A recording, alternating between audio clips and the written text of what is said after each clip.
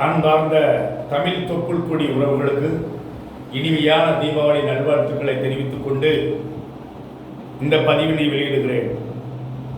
ஒவ்வொரு ஆண்டும் மாவட்ட ஆட்சியரும் மற்றும் அரசு அதிகாரிகளும் ஆற்றங்கரை படுகை ஓரத்தில் வெள்ளம் சூழ்ந்து கொண்டிருக்கிறது, அனைவரும் பத்திரமான இடத்திற்கு சென்று விடுங்கள் என்று ஒவ்வொரு முறையும் கூறிக்கொண்டுதான் இருக்கிறார்கள்.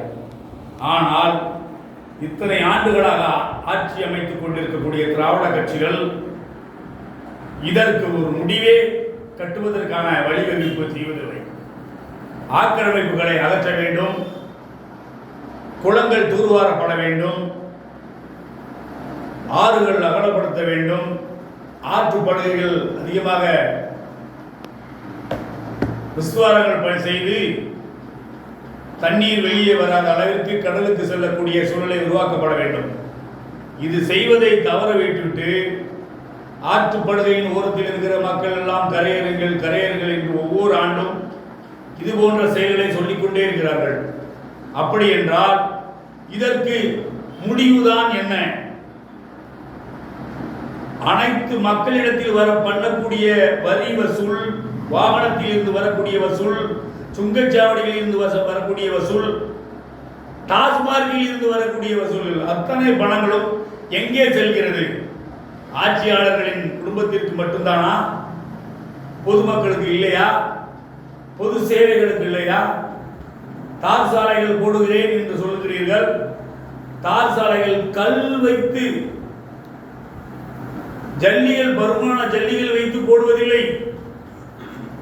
சாதாரண கிறிஸ்டல் தூசிகளை வைத்து தார் சாலைகள் போடுவதும், பர்ண சாலைகளை வைத்து தார் சாலைகள் போடுவதும், ஒரு மழை வந்தால் தார் சாலைகள் சுக்கு நூறாக ஓடிவிடுகிறது.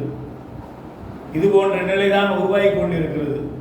ஆகவே மக்களால் தேர்ந்தெடுக்கப்பட்ட ஆட்சி மக்களாட்சி, மக்களுக்காக நன்மை செய்யக்கூடிய ஆட்சி என்ற முறையில் அனைத்து நிலை 234 தொகுதிகளிலும் போட்டியிட்டு வெற்றி பெற்ற பொறுப்பாளர்கள் அனைத்து தொகுதிகளுக்கும் சென்று பொதுமக்களின் வாழ்வாதாரத்தை காப்பாற்ற வேண்டும் என்று மக்கள் நல்வாழ்வு கட்சியின் சார்பாகவும் காமராஜர் லட்சிய பேரவையின் சார்பாகவும் தெரிவித்துக் கொள்கிறோம்.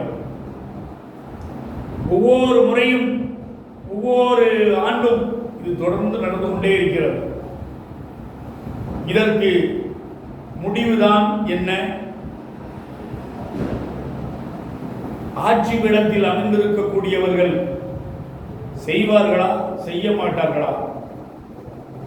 இல்லை, பதவியை விட்டு விலகிவிடுங்கள், மக்கள் நாங்கள் செய்து பார்த்துக் கொள்கிறோம். நன்றி, வணக்கம். மக்கள் நல்வாழ்வு கட்சி தூத்துக்குடி மாவட்ட தலைவர், தென்மண்டல அமைப்பாளர் ஆர்.கே. பாவேந்தர்.